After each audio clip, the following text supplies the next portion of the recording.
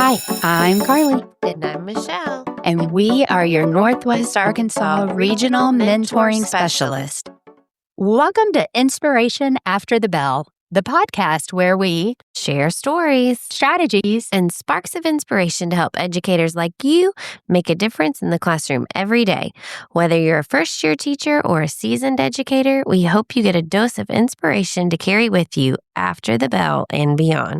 Today, we're thrilled to introduce you to someone who makes math feel less overwhelming and way more meaningful. Our math specialist, Lydia Nolls. Lydia brings a thoughtful, student-centered approach to everything she does, and we're so excited for you to hear her perspective on supporting math instruction. Lydia, welcome to the podcast. Thank you. Let's start by hearing a little about your journey. Can you tell us what brought you into education and into math specifically? Well, into education, my mother was a teacher, and she was my kindergarten teacher, actually. Oh, cool. Yeah. And my dad taught GIs when they came back. So he taught 8th grade math to the GIs. Oh, wow. And he was an extraordinary man. When I was little, we were driving back and forth from Silent Springs, where we lived, to Centerton, where our family was. And I would get questions along the way like, well, that field looks like it's about 30 acres. If we can get 4 bales of hay out of a single acre, I don't even know the numbers, but he'd want to know, on the spot, how many bales of hay we would get. And then, it was just constant. It was always like that. If he got change back at a store, he would say, if you can tell me how much this is, you can have it. Oh, wow. So he was just a very numbers-oriented man. Uh-huh. So education just kind of happened for me. I actually was going to go into accounting until I got into it and thought, that's not really what I want to do. Yeah, that doesn't sound as fun as education. No. Math specifically, I had a principal named Connie Matchell, who I did not see myself as a math teacher. She did. Oh, I love that. And she just really encouraged me and kind of put me that direction, and that's where I stayed. Oh, that's amazing. I love that. It's great to have those people who see what you are capable of doing, even if you don't see it right then, right, and guide you along the way. That's fantastic. So, Lydia, as the math specialist here at the co-op, we know that you support so many schools and different teachers. Can you kind of tell us, what does a typical day look like for you? Well, there's no such thing as a typical day because every day is very different. At the beginning of the year, and as I am requested to come to schools and meet new teachers, the first thing I want to do is just build their trust. I want to have that relationship, that rapport with them. Absolutely. Before I ever attempt to coach, if that makes sense. Yeah. It does. It does. Like a teacher going into the classroom and meeting their students for the first time, you've got to build a relationship with your students too. So that makes perfect sense. Yeah. And I want them to trust me that whatever we say and do with each other, it's confidential. Mm-hmm. I'm not, exactly. I'm a safe space for them. And I don't want them to ever feel like I'm evaluative. In fact, I say that often. I'm just here to support you. 100%. So that's my number one thing. I do a lot of coaching cycles, sometimes at the request of a teacher, sometimes at the request of a principal, or they're going through a new program, or they came to one of our trainings last summer. And I go, especially the ones who are implementing new curriculums, sometimes they just need some help walking through that planning cycle. Absolutely. To get an idea of how to do that. So we do a lot of co-plannings. I watch them teach. I give them feedback. Sometimes I co-teach with them. Sometimes I model if it's something that they've never experienced, that the curriculum's asking them to do. Sometimes I'll model that for a lesson, and then they'll take the next class period. This year I've worked a lot with teachers on unit internalization, but then getting more specific, let's internalize the lesson, and so important. What do we really want this lesson to end up with? Mm-hmm. What is your goal? Exactly. That you want kids, what do you expect them to know, be able to do by the end? Right. Yeah. And I think finally, my ultimate goal is just to help teachers gain confidence that they are doing the best for their student. They're doing best practices, and the results that'll just happen. It will. But if they are confident, then I feel like I've done my job. Everything you just said is wonderful because there is so much on teachers today, and they need somebody in their corner, building their confidence, encouraging them along the way, and having you as a support and helping them make the most of the lessons that have been given to them from a high quality curriculum. You're right. When their confidence soars, so are their students' confidence. Yeah. So we know sometimes math can be a challenge for teachers, especially maybe if they're not math minded. So what are some common challenges that you see teachers have, and maybe how do we shift their mindset? Well, I think we tend, especially under stress, we teach the way we were taught. Yes, right. The way we experience learning. And, honestly, now we know that is not maybe the best way for students to learn. So I still see a lot of teachers trying to teach the whole class at the same time, regardless of what level they're at. So we work on that. We want to, sometimes I think as teachers, we want to make it easy for our kids. Right.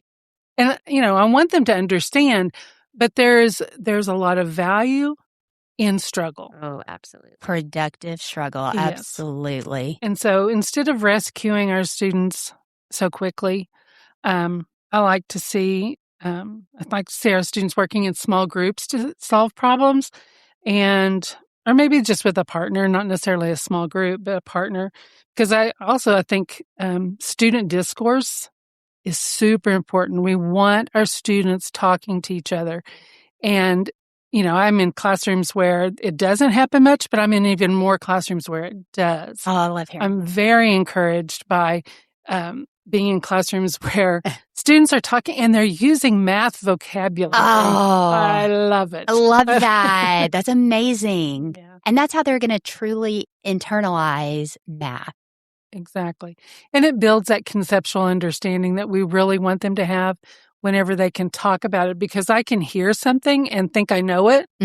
But if I can say it to someone else, I know it even better. Right. Yes. Because it's almost like you're having to teach someone else, which means you truly understand it if you're able to teach it. Exactly. Absolutely. So, you mentioned that sometimes we, as teachers, we step in too soon. So what does effective scaffolding look like in math without maybe us stepping in too soon or over supporting our students?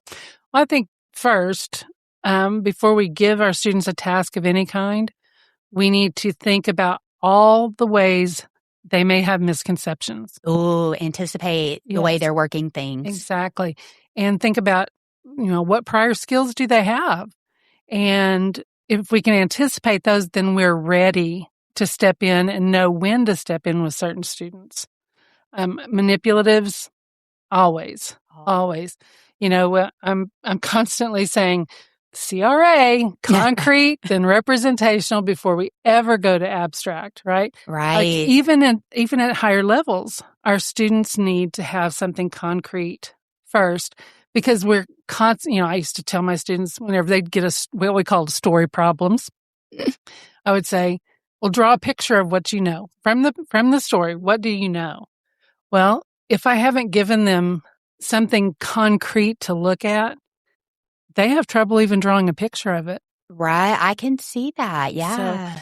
So, whenever we are teaching like equal groups starting in second grade, we're talking about dividing things into equal groups. They've got to have physical objects to do that division, because then once they have that in their brains, they can draw a picture of equal groups. And then before we ever go to just mathematically with numbers only, dividing something into equal groups. So I love that you say that about the visual representation and pulling out the manipulatives. I've been in several kindergarten classrooms where they have the kids didn't know they had a groups of problem, but they were able to solve it because they had the right tools to use to solve it. And their teacher had, walked them kind of through the thought process, and you could tell the kids understood it mathematically what they were being asked to do. Exactly. I've been was recently in a classroom, a second grade classroom, where they were doing equal groups, and they were using their physical bodies. Like they're dividing into 3 equal groups. Well, they had to, they were counting and they were saying, you go over there and you come over here. Oh, that's fantastic. Yeah. And that gets everybody involved and goes back to the discourse you're talking about. Yes, exactly. Wow. So how can we assess mathematical thinking instead of just those correct answers? Because I think sometimes it's easy to be like, right, wrong, but exactly. Mistakes are good. They're good learning opportunities. So how do we They help are good. teachers? It takes a lot of time, and I firmly believe interviewing a student one-on-one is the best way to find out what they know. And I love that we're going to standards-based grading in a lot of our elementary schools and higher up too, but there's more in elementary where we can really focus on one thing and just talking to the student and having them show us individually what they know, because we know test anxiety is it's a real thing. Well, anxiety in general is a real thing. And whenever I can sit down with my teacher who I know and love and just talk about it and tell them what I know, then that's going to give me as a teacher, will give me a more accurate picture of where they are with that standard. I know a lot of times we hear people talking about, or kids even, why do we have to show our work? Why is it important to show our work? And you nailed it when you said, because we need to look at how are they working these things, or how are they telling me they're working? Because then the teacher is going to get that much more information from them so that when they are anticipating how they're going to work the next problem, they're going to be a step ahead of the student even, right, where they can step in. So I'm glad you shared that. Well, and as students get older, we get into middle and upper grades, it really is usually just a paper test. And if many students, if they don't know exactly what to do, they do nothing. Right. So that tells me nothing as a teacher. Right. So if I can, show your work, because, okay, you may not have gotten the right answer, but the first third of the process was right. And so if I know that, I kind of know where conceptually you're making the mistake. If all I'm looking at is for a correct answer, I'm looking only at procedures, right? Right. And that's not teaching math. Right.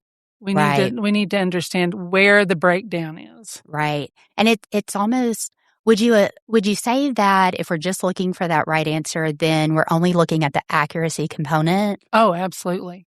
Absolutely. Yeah. And, when we talk about fluency, that it's accuracy, efficiency, and flexibility. Flexibility, yes. And whenever we look at those 3 components, if I have to give an answer just, in 2 seconds on a multiplication fact, then I can honestly say I was not fluent in multiplication until I became a teacher. Because for whatever reason, 8 times 7 and 9 times 7, those 2 sevens were so hard for me. And when I became a teacher, a kid said to me when he was trying to remember 8 times 7, he said, it's 5, 6, 7, 8. Oh, yeah. I learned. And so now that's a part of my brain, right? Yeah. But if you ask me what's 8 times 7, I'll think 5, 6, 7, 8. It's 56. Right? Yes. Oh my gosh. I've never heard that. Yeah. Wow. And I don't even, 7 times 9. Well, the 9s are your fingers. That's right? true. That's true. You can do that. But those were 2 that I always had to think. But I had a process. I could get to it. Right. I would think, okay, 8 times 7. Well, I know 8 times 8 is 64. And so I would take 8 away. Mm-hmm. And I could get it. So I knew my multiplication facts, but if we are only looking for that quick, instant answer, no, I wasn't fluent. Okay. But you were flexible. I was flexible. Mm-hmm. Okay. I can just, to me, that's just drives instruction.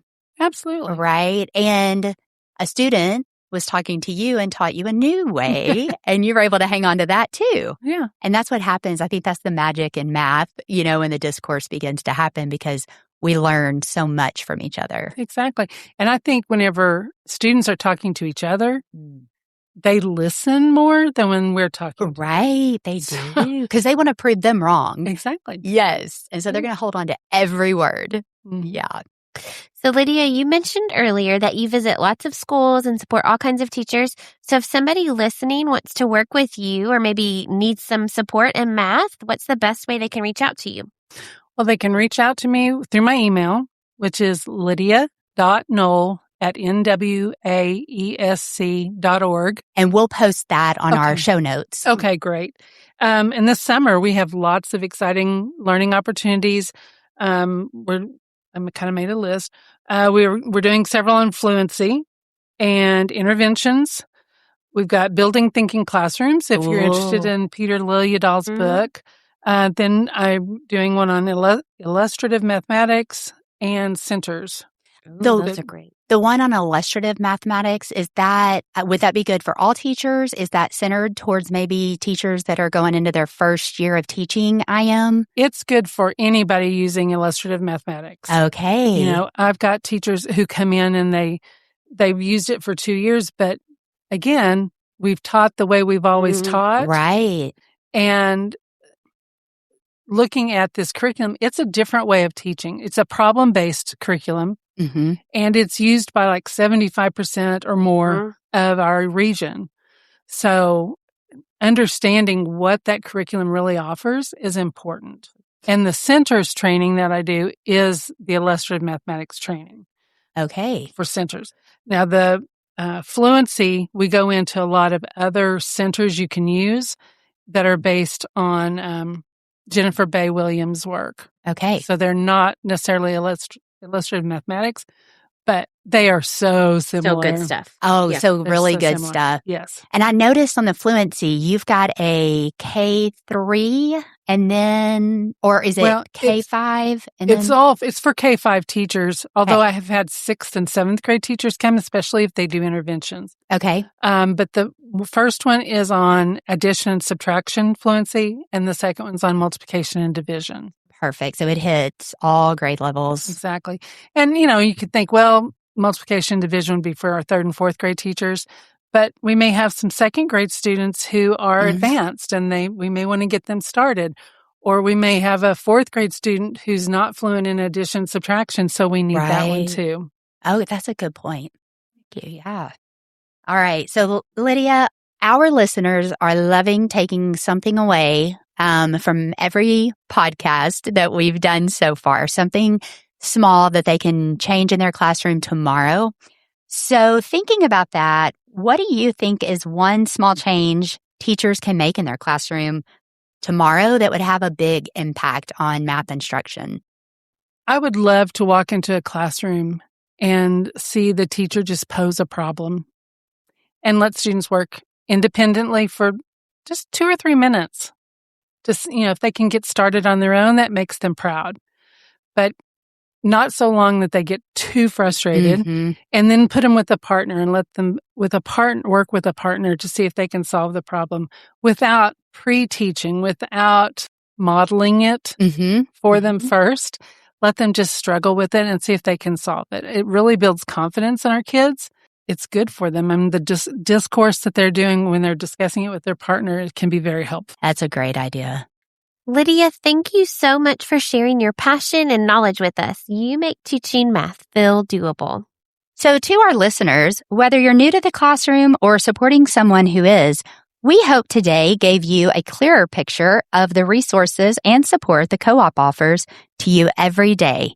Lydia, thank you so much. We really have enjoyed you. Well, thank you for having me, and I hope your listeners come to see us this summer. That's a wrap on today's episode of Inspiration After the Bell. We hope you're walking away with some fresh ideas, renewed energy, and a little extra inspiration to bring to your class tomorrow. If you enjoyed today's conversation, be sure to subscribe so you never miss an episode. You can find links and resources from today's episode in our show notes. Thanks for all you do every day after the bell and beyond. We'll see you next time.